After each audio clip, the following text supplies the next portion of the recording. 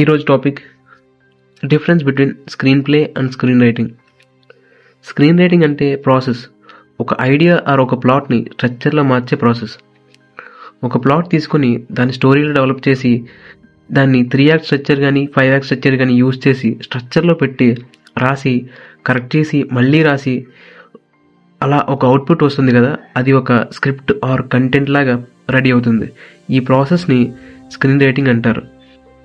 Screen play అంటే product, అంటే screen రైటింగ్లో create అయిన ప్రొడక్ట్ని ఒక ఫార్మెట్లో పెట్టి అది కంప్లీట్ ఫార్మెట్ యూజ్ చేసి స్క్రిప్ట్ని అందరికీ అర్థమయ్యే వేలో ఒక డాక్యుమెంట్ ఆర్ స్క్రిప్ట్లా చేయడమే స్క్రీన్ ప్లే అంటే.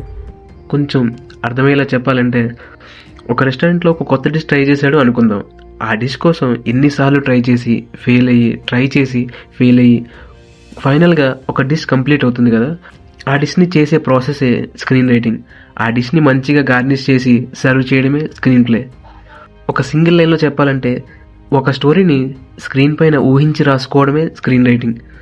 ఆ స్టోరీ మన చేతుల్లో మంచి డాక్యుమెంట్ల విజువల్ రూపంలో రావడమే స్క్రీన్ ప్లే. ఇక్కడ screen play and screen writing రెండు వేరు కాదు. ఒక ప్లాట్ని కంప్లీట్ డైలాగ్స్ అండ్ క్లియర్ స్ట్రక్చర్లా మార్చే ప్రాసెస్ స్క్రీన్ రైటింగ్ అయితే, వచ్చిన స్క్రిప్ట్ని అందరికీ అర్థమయ్యే ఫార్మేట్లో తీసుకురావడమే స్క్రీన్ ప్లే.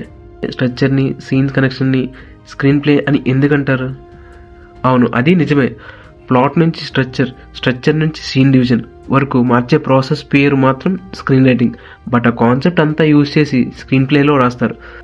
సో అలా ఇవన్నీ స్క్రీన్ ప్లే అనే అనొచ్చు.